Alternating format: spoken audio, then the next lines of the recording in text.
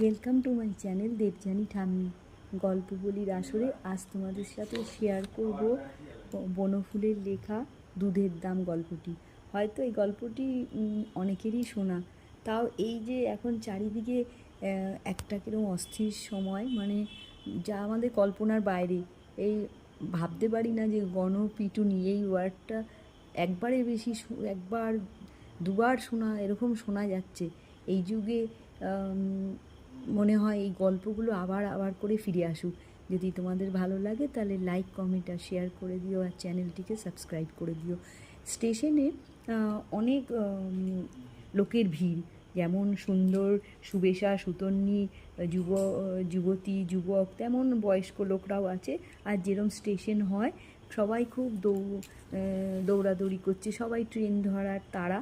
তো এই সময় একজন বৃদ্ধা অন্য আরেকজনের হোল্ডলের স্ট্র্যাপে পা আটকে পড়ে গেল। আর এমন জোরে পড়ে গেছে যে তার পায়ে খুব আঘাত পেল।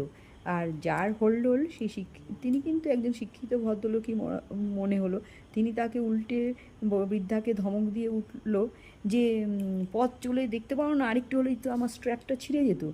তখন এদিকে বুড়ির ডান পাটা কিন্তু মচকে গেছিলো, আর ট্রেনে ওঠার সময় হয়ে গেল, কিছুতেই উঠতে পারছে না, অনেক কষ্টে তা উঠল। তখন এক বাঙালি ভদ্রলোক বেশ ছড়িয়ে আরাম করে বসেছে। তো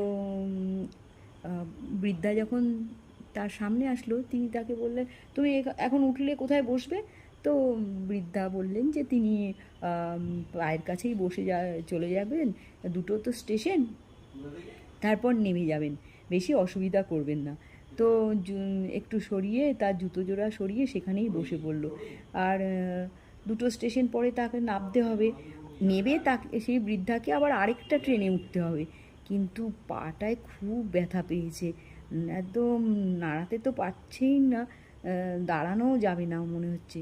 তখন ট্রেনের কামরায় অনেকেই বাঙালি রয়েছে, তার পুত্রের বয়সীও রয়েছে, কেউ তার নাতির বয়সীও রয়েছে, কিন্তু কেউ তাকে সাহায্য করবে সেটা মনে হচ্ছে না।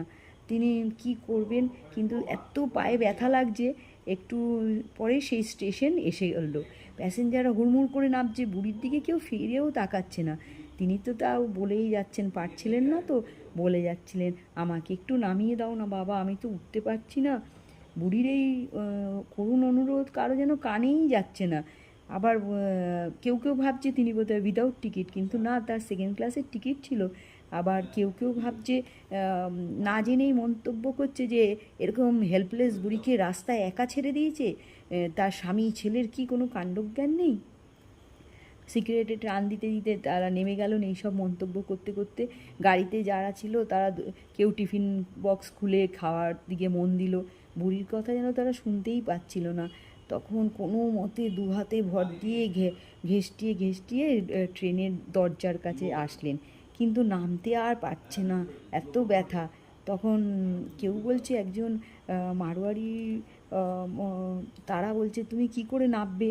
তখন তারই পেছনে একজন খুব বলিষ্ঠকায় কুলি আসলো, তার মাথায় সুটকেস, হোল্ডল, কুলির পিছনে চপ্পল পায়ে নীল চশমা পরা একটা ছোকরা। সে বলল, আপনি একটু পথটা ছাড়ুন দয়াময়ী, দরজার কাছে বসে কেন, পায়ে লেগেছে বড্ড বাবা, নামতে পারছি না। তিনি বললেন, ও দেখি যদি একটা স্ট্রেচার আনতে পারি। মানে বোঝা গেল যে তাকে করে অপমান করে কথাটা বলল। তখন যে বলিষ্ঠ কুলি ছিল, সে মাথায় করে মাল নিয়ে ঢুকেছিল, সে বাইরে যাওয়ার জন্য দাঁড়ির কাছে আসলো। তখন বলল, সেই কুলি কিন্তু তখন বলল, মাইজি कृपा करके थोड़ा हट के बैठिए, आने जाने का रास्ता है, यहाँ पर क्यों बैठे हैं? তখন আর পারলো না, বৃদ্ধা ফুপিয়ে ফুপিয়ে কাঁদতে থাকলো, বলল, আমি নামতে পারছি না বাবা, পায়ে চোট লেগেছে। তখন সেই কুলি বলল, আপ কাহা জায়গা? গয়া জায়গা। তখন সেই কুলি বলল, এই প্রথম একজন যে তার কথাটা শুনলো উত্তর দিল, বলল, চলিয়ে হাম আপকো লে যাতে হ্যাঁ। বলে সেই বলিষ্ঠ লম্বা চওড়া কুলি ছোট্ট শিশুর মতো দু হাতে বৃদ্ধাকে কোলে তুলে নিলেন, সোজা নিয়ে গেলেন ফার্স্ট ক্লাস ওয়েটিং রুমে। बोल आप यहाँ बैठिए माई जी, गया पैसेंजर थोड़ा देरी है, हम ठीक टाइम पर आके आपको ट्रेन पे चढ़ा देंगे। বৃদ্ধা ওয়েটিং রুমে মেঝেতেই বসে থাকলো। সেখানে তখন যারা আরও অপেক্ষা করছিল তারা নিজেদের কাজে ব্যস্ত ছিল। কিছুক্ষণ পর যখন বৃদ্ধার দিকে মনে চোখ পড়লো, তাকে কিছু পয়সা ছুঁড়ে দিল বা বলল যে এটা তো ফার্স্ট ক্লাস ওয়েটিং রুম। তখন বললো যে তুমি এখানে এসে বসে আছো কেন?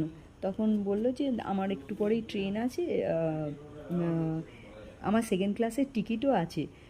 তখন যখন তিনি এই কথাটি বলছেন তখনই সেই কুলিটি তার দরজায় দেখা গেল। এসে বলল, চালিয়ে মাইজি, গয়া প্যাসেঞ্জার আ গিয়া। তার বলিষ্ঠ বাহু দ্বারা আবার সে শিশুর মতো করে বৃদ্ধাকে তুলে নিল। গয়া প্যাসেঞ্জারে একটু ভিড় ছিল, কিন্তু কুড়িটি খুব লম্বা চওড়া বলিষ্ঠ আর শক্তির জয় তো সর্বত্র। সে ধমক ধামক দিয়ে বুড়িকে একটা বেঞ্চের কোণে নিয়ে গিয়ে বসিয়ে দিল।